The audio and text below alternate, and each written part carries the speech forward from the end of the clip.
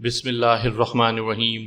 سامعین اکرام، آپ سن رہے ہیں اردو کہانی ظالم شوہر، جس کے مصنف ہیں طاہر جاوید مغل، اور یہ اس سلسلے کی آخری اور قسط نمبر 5 ہے۔ مجھے امید ہے آپ کو میری یہ کاوش پسند آئی ہوگی۔ آپ نے اگر ابھی تک میرا چینل کہانی گھر سبسکرائب نہیں کیا تو ابھی میرے چینل کو سبسکرائب کر کے بیل نوٹیفیکیشن آن کر دیجئے تاکہ آنے والی ہر نئی کہانی کی اطلاع بر وقت آپ تک پہنچ سکے۔ مریخ کی حالت زار دیکھ کر عثمان نے راحت کا سراغ لگانے کی ٹھانی۔ اس نے دولت سنگھ کے ایک نوکر کو ساتھ ملایا اور کھوج لگایا کہ راحت جان لدھیانے میں یا اس کے آس پاس کہیں ہے۔ لدھیانے پہنچ کر اس نے تنہا راحت کی تلاش جاری رکھی اور آخر دربار سنگھ کا کھوج لگا لیا۔ اس کھوج کے بعد وہ خوشی خوشی سری نگر پہنچا اور ہاسٹل میں مریخ کو اس کامیابی کی اطلاع دی۔ راحت جان کی خبر پا کر مریخ خوشی سے پھولا نہ سمایا۔ اس نے پروگرام بنایا کہ وہ دیہاتی لڑکے کے روپ میں اس گاؤں پہنچے گا جہاں راحت جان رہتی ہے اور کسی طرح اسے وہاں سے نکال کر لے جائے گا۔ اس کے بعد وہ کسی دور دراز علاقے کے چھوٹے سے گاؤں میں نکل جائیں گے اور خاموشی سے نئی زندگی کا آغاز کر دیں گے۔ اس کے لیے راحت ہی سب کچھ تھی اور اس کی خاطر وہ اپنی زمینیں، اپنا مرتبہ، مذہب، سب کچھ چھوڑ سکتا تھا۔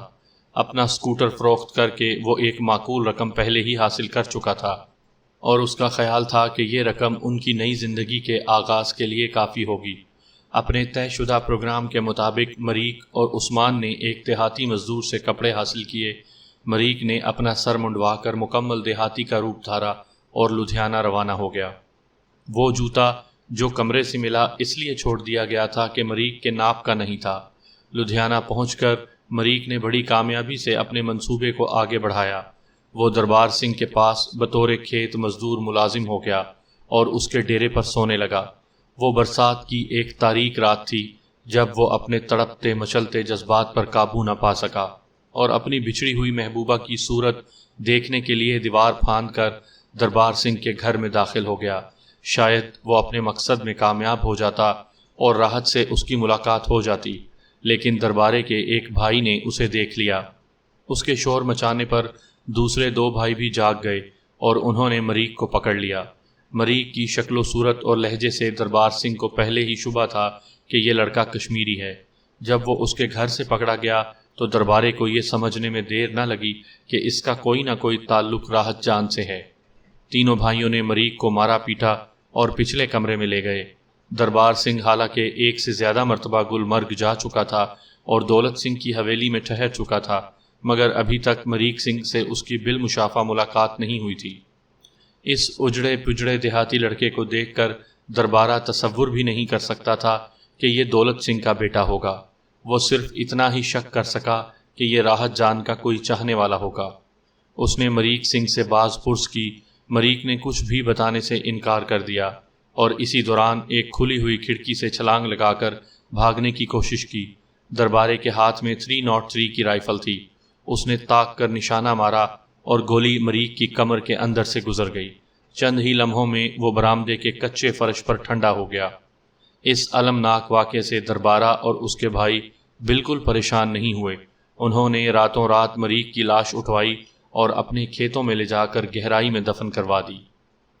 یہاں تک بتا کر عثمان علی نے چند گہری سانسیں لیں اور اپنی میلی کچیلی آستین سے آنسو پونچھ کر بولا، ادھر سری نگر میں مریخ کے لیے سخت پریشان تھا۔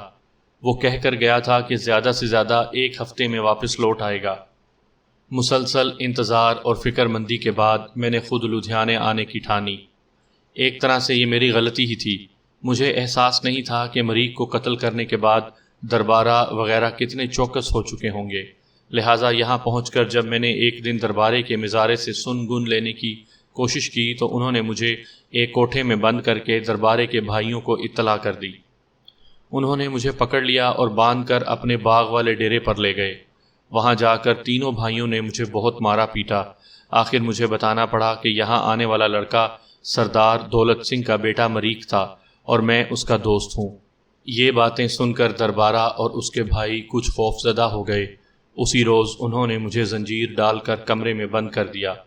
وہ 2-3 روز آپس میں مشورے کرتے رہے۔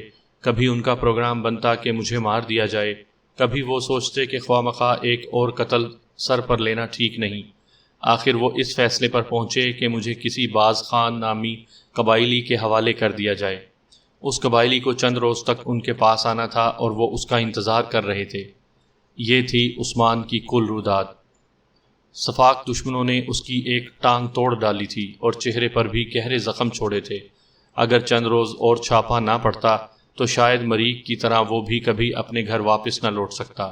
مریخ کی موت کی اطلاع نے مجھے سخت دل گرفتہ کر دیا۔ میں نے اسی روز ایک ڈیرے پر چھاپا مار کر دربارے کے تیسرے بھائی کو گرفتار کر لیا۔ اسی روز دربارے کے ایک کارندے کی نشاندہی پر مریخ کی لاش بھی برآمد کر لی تھی۔ اسے لباس سمیت دفن کیا گیا تھا۔ اس کی کمر میں گولی لگی تھی اور پیٹ پھاڑ کر دوسری طرف نکل گئی تھی۔ لاش کو پوسٹ مارٹم کے لیے بھیجنے کے بعد میں نے فوری طور پر ایک خط لکھا اور اپنے ایک کانسٹیبل کو دے کر سری نگر بھیج دیا۔ یہ خط سورگ باشی مریخ کے باپ سردار دولت سنگھ کے نام تھا۔ خط یوں تھا: سردار دولت سنگھ، ایک بار پھر تمہاری میزبانی کا لطف اٹھانے کو دل چاہتا ہے۔ تمہاری اور میری دشمنی اپنی جگہ، جب تمہارا دل چاہے دو دو ہاتھ کر لینا، مگر اس وقت میں تمہیں ایک ایسے شخص کا چہرہ کرانا چاہتا ہوں جو تمہاری دشمنی کا حقدار مجھ سے کہیں زیادہ ہے۔ مجھے یقین ہے اس سے مل کر تمہیں حیرت ہوگی۔ اگر تمہاری اجازت ہو تو کچھ بتانے کے لیے حاضر ہو جاؤں۔ میرا آدمی خط لے کر چلا گیا۔ اگلے روز رات کے وقت سری نگر سے اس نے لدھیانے تھانے میں مجھے ٹیلی فون کیا اور بتایا کہ 2 گھنٹے پہلے اس نے میرا خط سردار دولت سنگھ کو پہنچا دیا ہے اور سردار نے کہا ہے کہ میں گلمرگ جا رہا ہوں۔ انسپکٹر نواز مجھے وہاں آ کر مل سکتا ہے۔ میرا اس طرح سردار دولت سنگھ کے علاقے میں جانا کسی طرح خطرے سے خالی نہیں تھا، تاہم میں یہ خطرہ مول لینے کے لیے تیار تھا۔ وہ کشمیر کی ایک گرم دوپہر تھی۔ ہر طرف سبزہ تھا اور پھول مہک رہے تھے۔ ایک بڑے چشمے کے کنارے دولت سنگھ کی شاندار حویلی کتنے زمانے سے خوبصورت مغرور حسینہ کی طرح سینہ تانے کھڑی تھی۔ ایسی حسینہ جس نے ایک تاریک رات میں مظلوم مسلمانوں کے خون کا پیالہ چڑھا لیا تھا اور اب اسے صدیوں تک بوڑھا نہیں ہونا تھا۔ جس وسیع و عریض گراسی میدان میں گتکا بازی کے مقابلے ہوئے تھے اور جہاں میں نے گتکا باز انیل کی پٹائی کی تھی، وہاں اب کیاریاں تھیں، فوارے تھے اور پھولوں کے درمیان سفید مور گھوم رہے تھے۔ میں نے اپنی جیپ حویلی کے دروازے کے سامنے روکی۔ دولت سنگھ کو میری آمد کی اطلاع دی گئی۔ تھوڑی دیر بعد 2 مسلح ملازم آئے اور میری تلاشی لینے کے بعد مجھے حویلی کے بڑے دروازے سے اندر لے گئے۔ دربار سنگھ کا ایک گرفتار شدہ ملازم بھی میرے ساتھ تھا۔ حویلی کی مختلف روشوں اور برآمدوں سے گزرتے ہوئے ہم ایک سوئمنگ پول کے پاس آ گئے۔ سوئمنگ پول کے نیلگوں پانی کے قریب آرام دہ کرسیاں پڑی تھیں اور سردار دولت سنگھ ایک کرسی پر نیم دراز ایک نیم عریاں لڑکی سے کندھے کی مالش کرا رہا تھا۔ یہ لڑکی غیر ملکی تھی۔ کچھ لڑکیاں جل پریوں کی طرح تالاب میں بھی تیر رہی تھیں۔ مجھے یہ مناظر دیکھ کر زیادہ حیرت نہیں ہوئی، کیونکہ میں پہلے ہی سن چکا تھا کہ دولت سنگھ نے مریخ کے دل کے بہلاوے کے لیے کچھ عرصہ پہلے یہ انتظامات کیے تھے۔ اب وہ اداس بیٹا دنیا میں نہیں رہا تھا اور باپ اس کی گمشدگی کا غم غلط کرنے کے لیے جل پریوں میں گھرا ہوا تھا۔ اس وقت میری نگاہ دربار سنگھ پر پڑی۔ وہ بھی تالاب میں موجود تھا۔ اپنے گرد لڑکیوں کی موجودگی نے اسے باغ باغ کر رکھا تھا۔ اس نے تالاب کی سیڑھی پکڑ کر عجیب انداز سے میری طرف دیکھا اور زور سے ست سری اکال کا نعرہ لگایا۔ اس کی آنکھوں میں شرارت تھی، جیسے کہہ رہا ہو، دیکھو میں تمہارے سامنے ہوں، ہمت ہے تو آؤ پکڑو مجھے۔ اس کے بھیگے ہوئے کیس اور بالوں سے اٹا ہوا خوفناک جسم دیکھ کر مجھے وہ منظر یاد آ گیا جب وہ اسی طرح قصبے کے کنویں پر نہا رہا تھا اور نازک سی راحت جان اس کے لیے پانی کھینچ رہی تھی۔ اسے دیکھ کر نفرت کی ایک لہر میرے پورے جسم میں دوڑ گئی۔ دولت سنگھ نے آرام کرسی پر لیٹے لیٹے مجھے پرنام کیا اور ایک خالی کرسی بیٹھنے کو دی۔ اب دربارہ بھی پانی سے نکل کر ہمارے پاس آ بیٹھا۔ اس نے اپنے ملازم کو میرے ساتھ دیکھ لیا تھا اور کچھ الجھا ہوا نظر آ رہا تھا۔ چند رسمی باتوں کے بعد میں اصل موضوع کی طرف آ گیا۔ میں نے دولت سنگھ سے کہا، سردار صاحب، جو خبر میں آپ کو سنانے جا رہا ہوں اسے تحمل سے سننا ہوگا اور پوری بات سننے سے پہلے کوئی رائے قائم نہیں کرنا ہوگی۔ میں امید کرتا ہوں کہ آپ اپنے حواس کو قائم رکھیں گے۔ دولت سنگھ کا چہرہ اس کے گلے میں لٹکتے ہوئے سونے کے لاکٹ کی طرح زرد ہو گیا۔ میں نے بڑے محتاط لفظوں میں اور ٹھہر ٹھہر کر اسے مریخ سنگھ کی موت کی اطلاع دے دی۔ چند لمحوں کے لیے تو یوں محسوس ہوا جیسے اس پر نہ ٹوٹنے والا سختہ طاری ہو گیا ہے۔ پھر اچانک وہ اٹھا اور مجھ پر جھپٹ پڑا۔ اس نے مجھے مارنے کی کوشش کی تو اس کے ملازموں نے اسے پکڑ لیا۔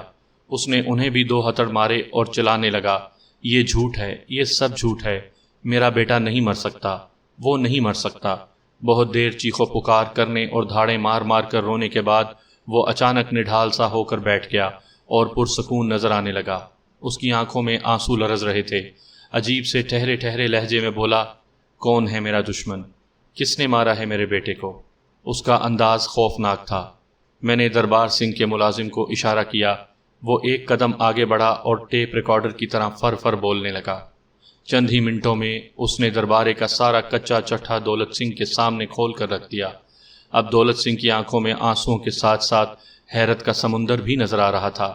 دوسری طرف دربارے نے اپنے ملازم کا گریبان پکڑ لیا اور اسے تھپڑ مارنے شروع کر دیے۔ ساتھ ساتھ وہ چیخ رہا تھا، یہ سب جھوٹ ہے، بہتان ہے، کوئی بڑی گہری سازش ہے، کس نے پڑھایا ہے تمہیں؟ کس نے پڑھایا ہے؟ وہ اپنے ملازم کو بری طرح جھنجھوڑ رہا تھا اور پوچھ رہا تھا۔ میں نے ملازم کا گریبان دربارے کے ہاتھ سے چھڑایا اور گرج کر کہا، یہ سازش نہیں ہے دربارے، سچی اور کھری بات ہے، قصبے کی آدھی آبادی تیرے خلاف گواہی دے گی۔ میں نے اپنے ساتھ آئے ہوئے ایک ہیڈ کانسٹیبل کو اشارہ کیا کہ وہ جیپ میں بیٹھے ہوئے عثمان کو اندر لے آئے۔ چند لمحے بعد مریخ کا جگری دوست عثمان علی کانسٹیبل کے کاندھے پر ہاتھ رکھے ہوئے اپنی ٹوٹی ٹانگ کو گھسیٹتا ہوا اندر داخل ہوا۔ اسے دیکھ کر دربارے کا رنگ فک ہو گیا اور اس کے ہونٹوں پر پپڑی آ گئی۔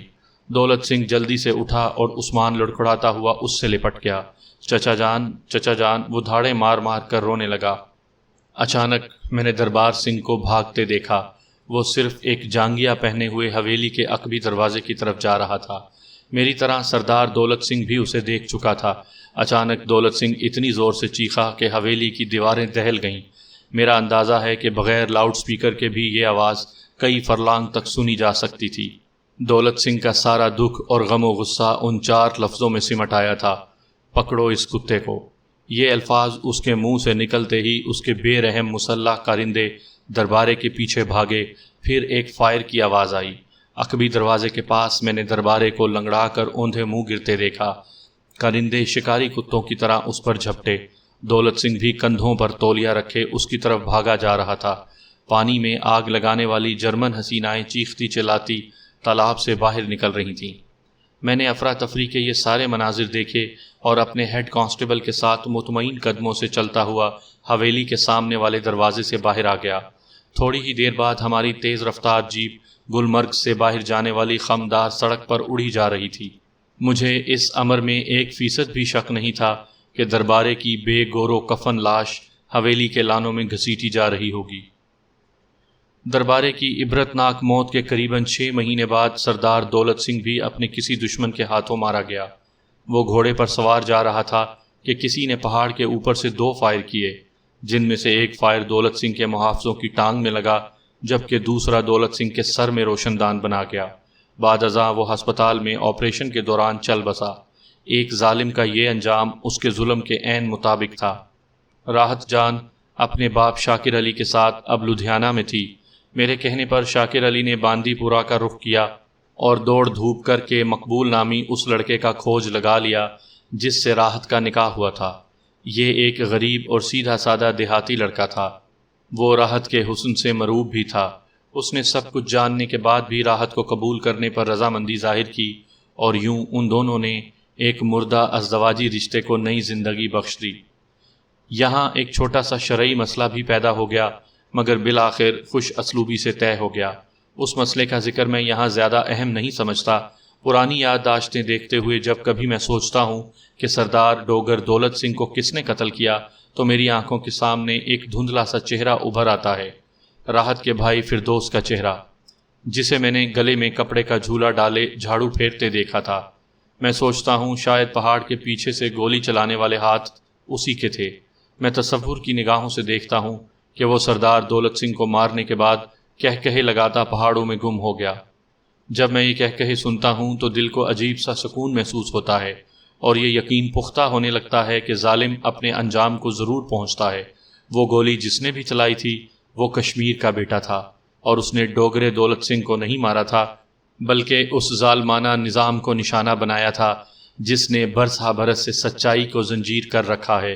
جب تک سچائی کو رہا نہیں کیا جاتا، پہاڑوں کے پیچھے سے گولیاں چلتی رہیں گی اور تنگ گھاٹیوں میں زہریلے قہقہے گونجتے رہیں گے۔